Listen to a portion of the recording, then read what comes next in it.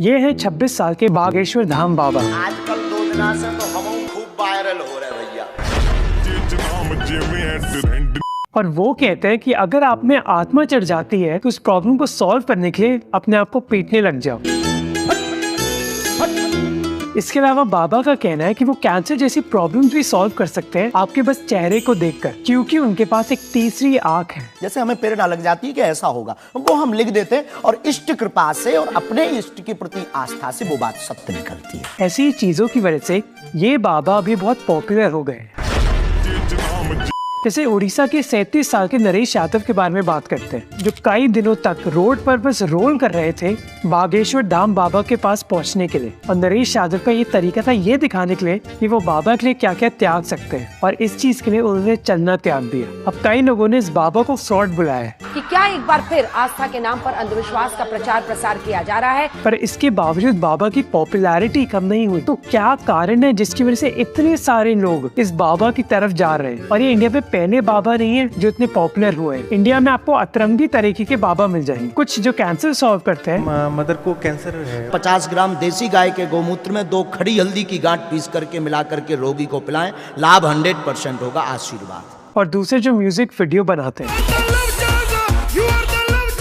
आसाराम बापू के फॉलोअर्स अभी भी ट्विटर पर उनको सपोर्ट करते हैं, इसके बावजूद कि 2013 में उनको एक छोटी लड़की के रेप की सजा मिली। आसाराम को कल रात इंदौर से गिरफ्तार कर लिया गया है। पर ऐसी चीजों के बावजूद ऐसे बाबा की पॉपुलैरिटी इतनी कम नहीं होती। बॉलीवुड से लेकर पॉलिटिशियन सब इन बाबाओं के पास जाते हैं। तो ऐसा क्यों है कि लाखों लोग हमारे देश में इन बाबाओं की आश्रम में जाते हैं? इसी के बारे में मैं आपको बताना चाहता हूँ इस वीडियो में। सबसे पहले बागेश्वर धाम बाबा के बारे में बात करते हैं। इन बाबा का रियल नाम है धीरेन्द्र कृष्ण शास्त्री, और वो मध्य प्रदेश के एक छोटे से गांव में पैदा हुए थे। बचपन से धर्म का एक बहुत बड़ा इम्पैक्ट रहा है उनकी जिंदगी में, और उन्होंने राम कथा और दिव्य दरबार स्टार्ट कर दिए, जहाँ उन्होंने ये कहा कि वो लोगों का मन पढ़ सकते हैं। कैसे? दिव्य शक्ति यूज करके। जैसे हमें प्रेरणा लग जाती है कि ऐसा होगा, वो हम लिख देते हैं और इष्ट कृपा से और अपने इष्ट के प्रति आस्था से वो बात सत्य निकलती है। पर उनकी पॉपुलैरिटी बढ़ी जब ये दिव्य दरबार टीवी पर आने लगे। इनको यही कहना था कि छू के प्रणाम करना है, हमका पहले ही छू लो, झंझट खत्म। इन दरबार में बाबा ने दिखाया कि वो चमत्कार कर सकते थे और लोगों की कई प्रॉब्लम सॉल्व कर सकते थे। एक बार बाबा के पास एक माँ अपने बीमार बेटे को लेकर आई।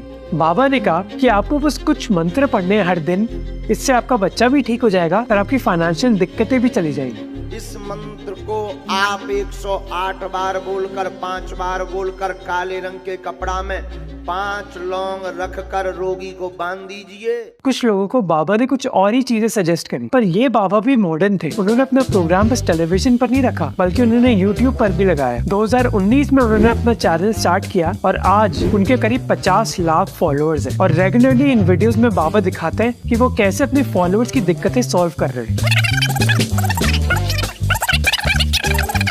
आशीर्वाद है। कुछ लोग ये भी कहते हैं कि उनकी पॉपुलैरिटी के पीछे पॉलिटिक्स भी है। बाबा ने कई बार हिंदू राष्ट्र और पॉलिटिकल मुद्दों पर टिप्पणी दी है, और उनके कमेंट्स कई बार वायरल कर दिए जाते हैं यूट्यूब शॉर्ट्स पर। कट्टरता तो घातक हो सकती है, बाप को बाप कहना घातक है, जरूर ये घातकपन रहना चाहिए। अब कई रैशनलिस्ट लोगों ने ये कहा है कि बाबा के पास कोई दिव्य शक्ति नहीं है, बल्कि वो मेंटलिज्म को यूज कर रहे हैं, जो बेसिकली एक टेक्निक है जिससे आप ह्यूमन साइकोलॉजी और बिहेवियर से प्रिडिक्ट कर सकते हो कि वो क्या करेंगे। कई लोगों ने कहा है कि बाबा उल्टा अंधविश्वास फैला रहे। इस साल जनवरी में बाबा ने एक राम कथा आयोजन करी थी नागपुर में। तब श्याम मानव, जो एक एंटी सुपरस्टिशन ऑर्गेनाइजेशन के मेंबर है, उन्होंने बाबा को एक चैलेंज दिया। उन्होंने कहा कि वो अपने साथ 10 रैंडम लोगों को लेकर आएंगे और वो चैलेंज देते कि बाबा उनके नाम, उनके पिताजी के नाम, उनकी उम्र और फोन नंबर से आप बताइए। श्याम मानव ने कहा कि अगर बाबा ये कर पाए तो मैं आपके चरणों पर माथा टेकूंगा, आपसे माफी मांगूंगा और समिति भी बंद करूंगा। पर हुआ क्या? बाबा ने अपना इवेंट कैंसिल कर दिया। जब बाबा से इसके बारे में पूछा गया तो उन्होंने कहा कि वो डरे नहीं, बल्कि वो कहते कि श्याम मानव, रायपुर में 20 और 21 तारीख को पुनः दरबार है,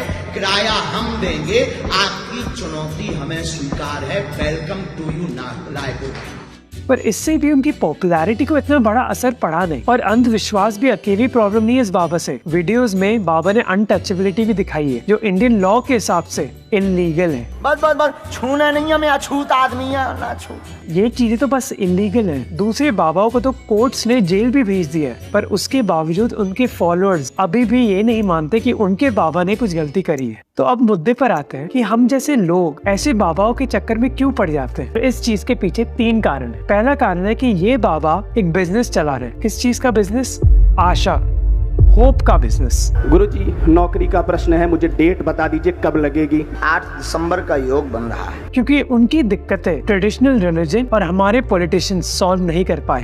कान के गिरवे रख के मैं यहाँ पे दिव्य दरबार में आई हूँ। गुरुजी, मैं क्या बताऊँ, मेरे घर की कंडीशन ये है। और बाबा कहते हैं कि वो उनकी प्रॉब्लम सॉल्व कर सकते हैं। जैसे पंजाब और हरियाणा का एग्जाम्पल देते हैं। इन स्टेट्स में कई आपको डेरा मिलेंगे जहाँ एक गुरु अपने फॉलोअर्स को सीख दे रहा होगा। अब आप पूछेंगे कि पंजाब जैसी जगह में इन डेराओं की क्या जरूरत है जब उधर कई गुरुद्वारे हैं। जब सिखिज्म का जन्म हुआ था तो कई लोअर कास्ट हिंदूज ने सिखिज्म को अपनाया था, क्योंकि कास्टिज्म की वजह से उनके खिलाफ भेदभाव किया जा रहा था हिंदुइज्म में, जबकि सिखिज्म में इक्वालिटी की बात हो रही थी। श्री गुरु ग्रंथ साहिब में कई बार बातें हुई हैं इसी इक्वालिटी के बारे में। बताया जाता है कि चारों कास्ट एक समान है सिखिज्म में, पर कुछ बार गुरुद्वारों में ये इक्वालिटी प्रैक्टिस नहीं होती। Political scientist professor Santokh Singh कहते हैं कि चाहे सिख गुरुज इक्वालिटी की बात करें, पर सिखिज्म ने कई लोअर कास्ट लोगों को एक्सेप्ट नहीं किया है। दलित सिखों के खिलाफ अभी भी डिस्क्रिमिनेशन होता है गुरुद्वारों में। जो ਧਨਾੜ ਲੋਕ ਨੇ ਜੀ ਕਦੇ ਨਹੀਂ ਚਾਹੁੰਦੇ ਹੈਗੇ भी दलित दो अपनी गर्दन ऊंची करके जी सके। आत्म संस्कार करने के लिए भी कई दलित सिख्स के लिए अलग जगह बनाई हुई है, जबकि ये डेरा कहते हैं कि वो सभी लोगों के लिए ओपन है, चाहे आप दलित हो या फिर ना। इक्वालिटी के अलावा ये डेरास आपको एक्सेप्टेड फील करवाते हैं। जैसे डेरा सच्चा सौदा जो राम रहीम सिंह का डेरा है, उसमें सभी लोगों को एक कॉमन सरनेम इंसान दे दिया जाता है। अब ऐसे समाज में जहाँ आपके नाम से आपकी कास्ट का अनुमान लगा दिया जाता है, सबका सेम सरनेम रखने से लोगों को लगता है कि वो एक्सेप्टेड है इस डेरा में, उनके खिलाफ भेदभाव नहीं किया जाएगा। इसी वजह से डेरा के कई फॉलोअर्स ऐसी कम्युनिटीज से आते हैं जिनके खिलाफ समाज में भेदभाव किया जाता है, चाहे वो लोअर कास्ट हो या लोअर क्लास। इसके अलावा डेरा में घुसने के लिए आपको अपना रिलीजन भी नहीं छोड़ना, आपको एक नया रिलीजन अपनाने की जरूरत नहीं है। जैसे इनका नाम है गुरमीत राम रहीम सिंह इंसान, जिस नाम में हिंदू, मुस्लिम और सिख नाम है। इसी वजह से ऑथर विनीता दावरा नंगिया कहती हैं कि ऐसे बाबा बहुत अच्छी तरह बात करते हैं, वो दिखाते हैं कि वो कमजोर लोगों की कितनी इज्जत करते हैं। जैसे आसाराम बापू के आश्रम में चाइल्ड वेलफेयर सेंटर्स थे, राम रहीम ने फ्री मेडिकल कैंप्स लगाए, तो इन बाबाओं ने कई लोगों को ये बताया बेसिकली कि हम आपकी प्रॉब्लम सुनेंगे। और ये ऐसे लोग हैं जिनकी प्रॉब्लम्स ना पॉलिटिशियन सुनते हैं और ना ही ट्रेडिशनल रिलीजन के लोग। दूसरा कारण है कि ये बाबा आपकी मेंटल प्रॉब्लम्स भी सॉल्व करने की कोशिश करते हैं। जैसे राम रहीम सिंह के पास एक किसान है जिन्होंने कहा कि मैं डेली ड्रिंक करता था और अपनी पत्नी के साथ लड़ाई करता था। राम रहीम की फॉलोअर बनने के बाद उनकी पूरी जिंदगी बदल गई। और ऐसे आप किस्से कई बार सुनोगे। आज इंडिया में करीब 90% लोग स्ट्रेस से गुजर रहे हैं और 80% लोगों ने कहा है कि वो अपनी मेंटल प्रॉब्लम्स के बारे में बात एक डॉक्टर से करने से कतराते हैं। ऐसे सिनारियोज में मनोहर भाटिया कहते हैं कि बाबा एक साइकोलॉजिस्ट, फैमिली कंसल्टेंट और एक गुरु का रोल निभाते हैं, जो लोगों को डिफरेंट तरीके के सोल्यूशन देते हैं और ये विश्वास दिलाते हैं कि आपकी प्रॉब्लम सॉल्व हो सकती है। पर सवाल ये है कि जब इन बाबाओं के पास कोई मेडिकल डिग्री नहीं है तो वो ये मेंटल हेल्थ प्रॉब्लम्स को कैसे सॉल्व कर पाते हैं? इसका जवाब था इस डॉक्यूमेंट्री में।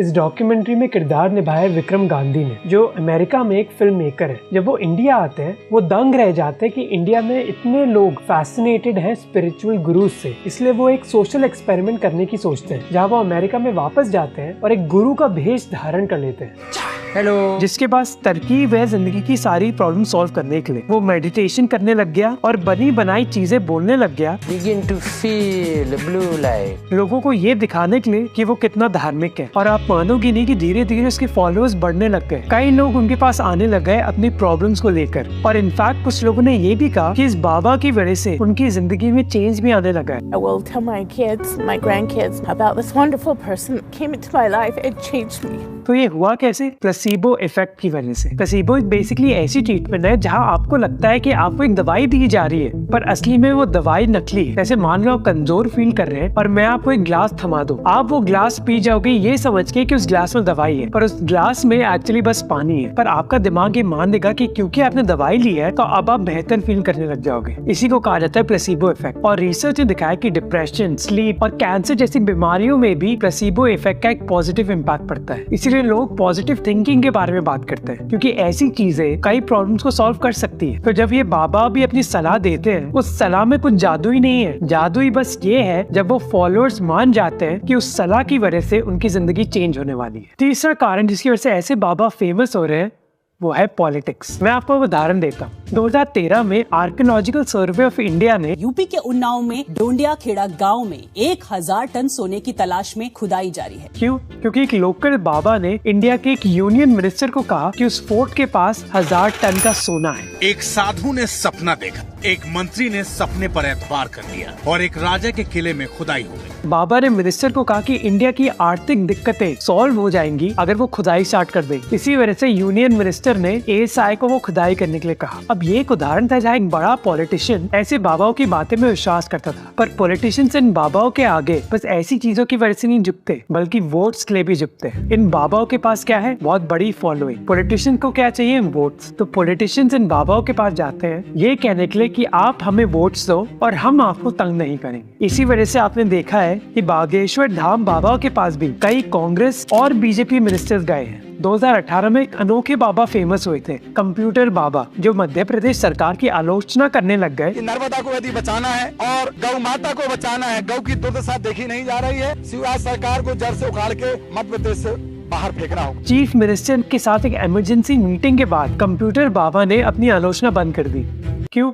क्योंकि उनको सरकार में एक मिनिस्टर का पद दे दिया गया। वेल डन, तालियां होनी चाहिए यार। अब सवाल ये उठता है कि ऐसे लोग बाबाओं की सलाह क्यों मानने लग जाते हैं? उसके पीछे कारण ये है कि हमारे देश में धर्म बहुत जरूरी है, पर भगवान से बात करना इतना आसान नहीं है। भगवान से बात करना एक वन वे कम्युनिकेशन है, जहाँ आप भगवान से बात कर सकते हैं पर भगवान आपसे बात नहीं कर सकते। और ये बाबा इसी प्रॉब्लम को सॉल्व करने की कोशिश कर रहे हैं। वो कहते हैं कि उनके पास एक दिव्य शक्ति है और वो भगवान की बात आप तक पहुँचा सकते हैं और आपकी बात भगवान तक। संजय श्रीवास्तव जो सोशियोलॉजी के प्रोफेसर है JNU में, वो कहते हैं कि ये बाबा एक 1-to-1 रिलेशनशिप एस्टैब्लिश कर लेते हैं अपने फॉलोअर्स के साथ। एक और चीज है कि ऐसे बाबा इंस्टेंट सॉल्यूशंस ऑफर करते हैं कि आपकी प्रॉब्लम तुरंत सॉल्व हो जाएगी। किसी आदमी के सिर पे कर्जा है और वो कर्जे के भार से मुक्त होना चाहता है तो एक 5 बत्ती वाला दीपक शिव मंदिर में ले जाकर जला दे। ऐसे योग बनते जाएंगे कि कर्जे का भार जल्दी उतर जाए, हम निर्भर हो जाए। और हम में से कौन नहीं चाहेगा कि हमारी एक बड़ी प्रॉब्लम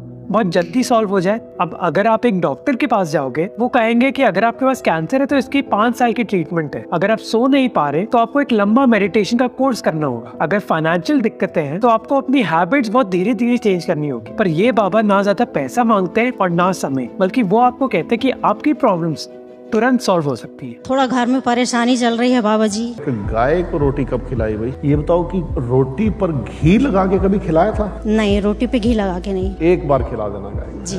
कृपा आ रही है, कोई घबराने की बात नहीं है। अब प्लेसिबो इफेक्ट की वजह से कुछ प्रॉब्लम सॉल्व हो रही है तो वो अच्छी बात है। प्रॉब्लम इस प्लेसिबो इफेक्ट में नहीं है, प्रॉब्लम है कि ये बाबा अंधविश्वास फैलाते हैं, जिसका एक बहुत बुरा परिणाम हो सकता है। आंध्र प्रदेश के चित्तूर डिस्ट्रिक्ट में 2 बहनों का मर्डर हुआ था। ये मर्डर किया किसने था? उन दोनों लड़कियों के माता पिता ने। The couple accused of killing their own 2 daughters, believing that they can be resurrected, has been arrested. क्योंकि वो ये मानते थे कि अगर वो अपने बच्चे को मार देंगे तो उन बच्चों का पुनर्जन्म होगा सतयुग में। इन्वेस्टिगेशन के बाद पता चला कि वो माता पिता कई बाबाओं को फॉलो करते थे और क्लियरली ऐसा अंधविश्वास बहुत डेंजरस हो सकता है। फिर हमने देखा कि कई बाबाओं ने लाचार लोगों की एडवांटेज भी उठाई है। जैसे आपको एक एग्जाम्पल बता दूं, दिल्ली में एक 14 साल की बच्ची थी सृष्टि, और उसके माता पिता अपनी समर वेकेशन के दौरान उस बच्ची को एक बाबा के पास लेकर जाते थे, वीरेंद्र देव दीक्षित। अपने आश्रम में एक रात 11 बजे बाबा ने अपने एक असिस्टेंट को भेजा उस लड़की के पास ये कहने के लिए कि बाबा उस लड़की को आशीर्वाद देना चाहते हैं अकेले में। और हुआ क्या, इस चीज का आप अनुमान लगा सकते हैं। जब लड़की ने कंप्लेन करने की कोशिश करी तो आश्रम के लोगों ने कहा कि आपको बाबा का आशीर्वाद मिला है, आपको खुश होना चाहिए कि आपको भगवान ने छुआ है। और ये कोई अकेला इंसिडेंट नहीं था, एक 13 साल की लड़की ने जब इन बाबा के खिलाफ आरोप लगाया तो उनको बोला गया कि अगर वो बाबा के खिलाफ जाएंगी तो उनको अगले जन्म में बहुत भुगतना पड़ेगा। और बहुत अनफॉर्चुनेट बात है कि ऐसे बाबाओं को सबक सिखाना भी मुश्किल हो जाता है, क्योंकि आरोपी के अलावा दूसरे फॉलोअर्स एकदम अंधभक्त बन जाते हैं इन बाबाओं के, जो विश्वास ही नहीं करते कि उनका बाबा कुछ गलत कर सकता है। देव दीक्षित में आपका विश्वास है? बाबा जो है, हाँ मेरा तो है। बाबा की भक्ति की जो मैंने महसूस किया शिव पिता को। ऑथर भवदीप कांग ने बताया कि लोग ये मानने लग जाते हैं कि उनका गुरु एकदम प्योर है। वो लोग मानने के लिए तैयार नहीं है कि गुरु या फिर बाबा फ्रॉड भी हो सकते हैं। जैसे जब एक नोएडा के डॉक्टर ने करौली बाबा को चैलेंज किया अपनी जादुई शक्तियों का प्रदर्शन करने के लिए, तो उल्टा उस डॉक्टर को पीट दिया गया। चमत्कार दिखाने में विफल हुए तो समर्थकों ने जमकर पीटा। दूसरी समस्या ये है कि जब तक इन बाबाओं के फॉलोअर्स हैं, पॉलिटिशियंस के लिए भी बहुत मुश्किल हो जाता है कोई भी एक्शन लेना। जैसे बाबा रामदेव की बात करते हैं, जिन्होंने बहुत धाम-धूम से कोरोनिल लॉन्च करी थी ये कहकर कि वो कोविड को सॉल्व कर देंगे। वहीं इस नई दवा को लॉन्च करते हुए बाबा रामदेव ने कहा कि पतंजलि की कोरोनिल टैबलेट से अब कोविड का इलाज होगा। अब इंडियन मेडिकल एसोसिएशन ने खुद कहा था कि बाबा की दवाई बिल्कुल साइंटिफिक नहीं है। दिल्ली हाई कोर्ट ने भी एक चेतावनी दी बाबा रामदेव को, पर उनके खिलाफ कोई कार्रवाई हुई नहीं। अब इस चीज के सॉल्यूशंस क्या है? पहली चीज है कि हम अंधविश्वास हटाने की कोशिश कर सकते हैं हमारे समाज में। कर्नाटक और महाराष्ट्र जैसी स्टेट्स ने एंटी सुपरस्टिशन एक्ट पास करी है, पर सेंट्रल गवर्नमेंट ने इस बारे में इतना विचार नहीं किया। सरकार के लिए जरूरी है कि साइंस भी प्रमोट करी जाए सभी लोगों के बीच, और कई एनजीओ ऐसा करने की कोशिश कर रही है। जैसे अंधश्रद्धा निर्मूलन समिति एक एनजीओ है जो सायन्स को प्रमोट करने की कोशिश करती है। याच्यात भूत वगैरे काही नाहीये, एक साधा विज्ञानाचा नियम आहे। या विज्ञानाच्या नियमानुसार अशा पद्धतीने बुवा बाबा लोकांना फसवत असतात। फिर उत्तर प्रदेश में राज कमल श्रीवास्तव कई वर्कशॉप्स और सेमिनार्स ऑर्गेनाइज करते हैं लोगों को ये दिखाने के लिए कि इन बाबाओं के पास कोई चमत्कारी एबिलिटीज नहीं है। उन्होंने कहा कि वो ऐसी चीजें 25 साल कर रहे हैं पब्लिक को जागरूक करने के लिए। वो कहते हैं कि वो खुद जलते हुए कोयले पर चलते हैं और जलती हुई चीजें अपने मुंह पर रखते हैं, ये दिखाने के लिए कि चमत्कार नहीं है बल्कि इन चीजों के लिए प्रैक्टिस चाहिए। ऐसी चीजें करके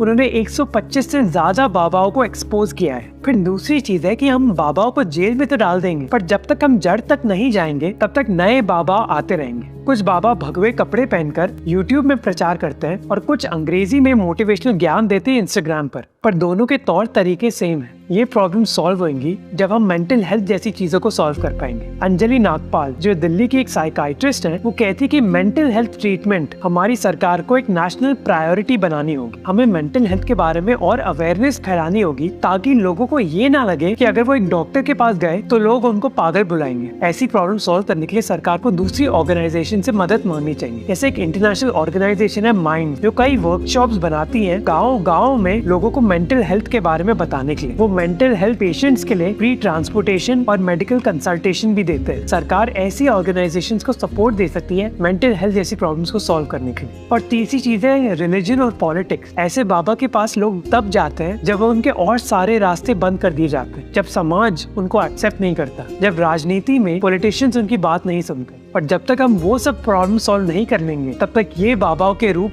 बदलते रहेंगे, या तो यूट्यूब पर या फिर इंस्टाग्राम पर। वीडियो अच्छा लगा तो प्लीज सब्सक्राइब करना ताकि हमारा चैनल ग्रो कर सके। और अगर आपको ये वीडियो अच्छा लगा तो आपको ये वीडियो भी अच्छा लगेगा। जहाँ हम बात करते हैं एक ऐसी प्रॉब्लम के बारे में जिसके बारे में हम इतनी बात नहीं करते कि कई इंडियन लड़के इतने क्रीपी क्यों होते हैं। तो इस वीडियो को जरूर देखना।